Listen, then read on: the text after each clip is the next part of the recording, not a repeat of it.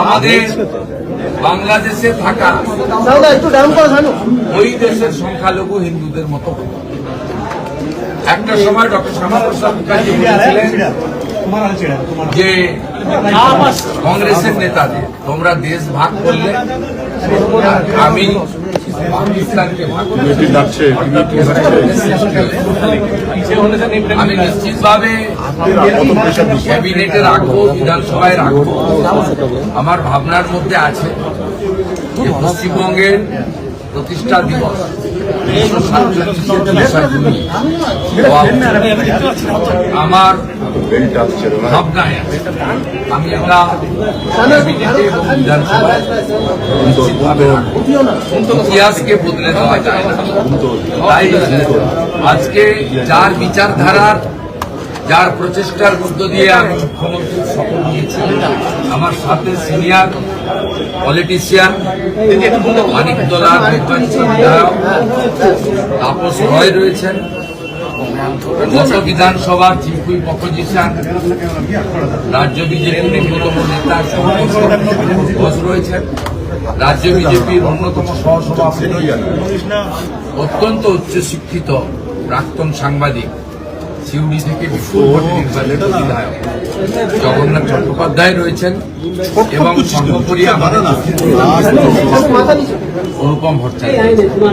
আমরা সকলে আজকে এখানে এসেছিলাম ও আমার সঙ্গে সমীরদা সকাল থেকে ছিলেন।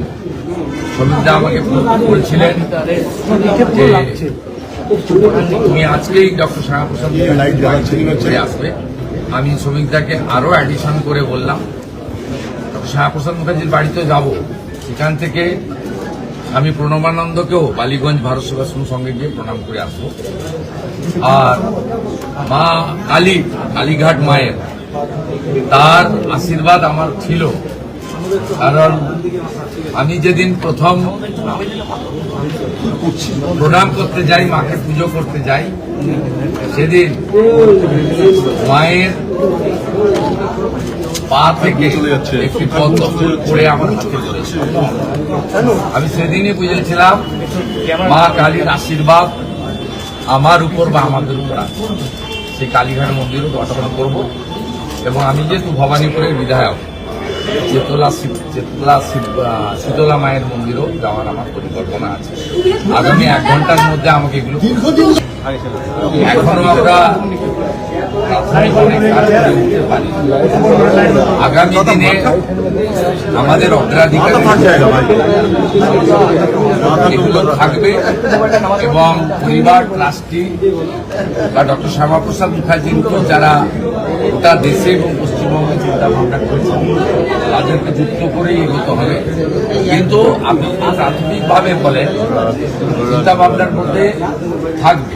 এই চিন্তা ভাবনার মধ্যে আমাদের এই রাজ্যে প্রতিষ্ঠিত আস্থার যেভাবে মাননীয় নরেন্দ্র মোদীজির নেতৃত্বে 4 ধাম আদিগুরু শঙ্করাচার্যের সমাধিস্থল সেজে উঠেছে, কাশী বিশ্বনাথ সেজে উঠেছে, মধ্যপ্রদেশের মহাকাল উজ্জয়িনী, অযোধ্যায় অত্যন্ত পূর্ণ রাম মন্দির তৈরি হয়েছে, পূর্ণাঙ্গ হয়েছে, হজ উত্তোলন হয়েছে। এইভাবে গোটা ভারতবর্ষের বহু আস্থার জায়গায় মোদীজির নেতৃত্বে তার তদারকিতে নতুন রূপ পেয়েছে। এই পশ্চিমবাংলারও বিভিন্ন আস্থার জায়গাগুলি আমরা তাকে নবরূপে সজ্জিত